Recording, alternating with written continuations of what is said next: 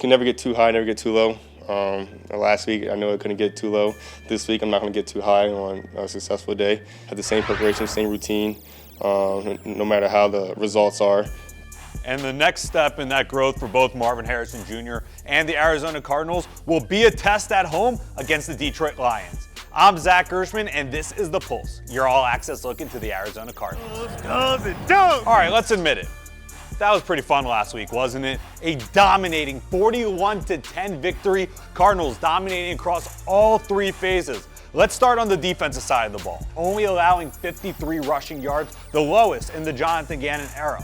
Also, for all the talk surrounding the pass rush, the Cardinals got home 5 times against Matthew Stafford. Dennis Gardeck alone had a 3-sack performance, including a forced fumble. Sunday's performance proved that sometimes you really cannot script it any better, and at week 2 at State Farm Stadium against the LA Rams, both Kyler Murray and rookie Marvin Harrison Jr. put up historic numbers. The Rook who kicked off the show, he became the first rookie to have 4+ receptions and 2+ receiving touchdowns in the first quarter of a game since, get this, his father did it back in 1996. Be the first person to do that since him.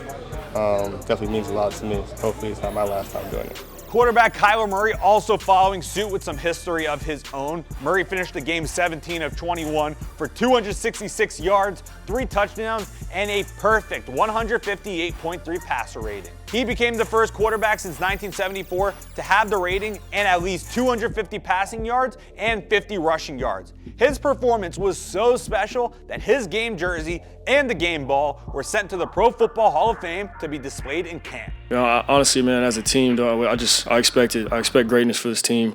The way we work, the way we play for each other, the effort, the tenacity that we play with. Here in the facility, especially once Monday everybody returned here, all eyes were focused on beating the Detroit Lions, and it's a very tough task that they have ahead of them with number 97, Aiden Hutchinson, on that field. Last weekend, Hutchinson had 4.5 sacks against the Bucks, and it's worth noting that it will be the 3rd consecutive game that Hutchinson is lined up across from a backup right tackle. I mean, 97 is probably one of the best defensive ends in the National Football League. I mean, he's a full package. I mean, he run game, pass rush, violence, effort. When you look at the Cardinals and the Detroit Lions side by side, you'll notice a lot of similarities. Both Jonathan Gannon and Dan Campbell have a lot of personality. And on top of that, the players on the field, they're extensions of their head coach in their style of play, especially in the running game when you look at James Conner, Trey Benson, and then for Detroit, Jahmyr Gibbs and David Montgomery. They're built from within, they're built to be physical, violent teams, and that'll be on full display on Sunday. Cardinals looking to replicate exactly what happened last weekend against the LA Rams, hoping for a decisive victory over the Detroit Lions. 2 1-1 teams, Cardinals hoping to extend their record to 2-1. All black everything this weekend at State Farm Stadium, so you got to see those beautiful jerseys in action. Kickoff scheduled for 1:25. That's all the time we have here on The Pulse. We'll see you next week.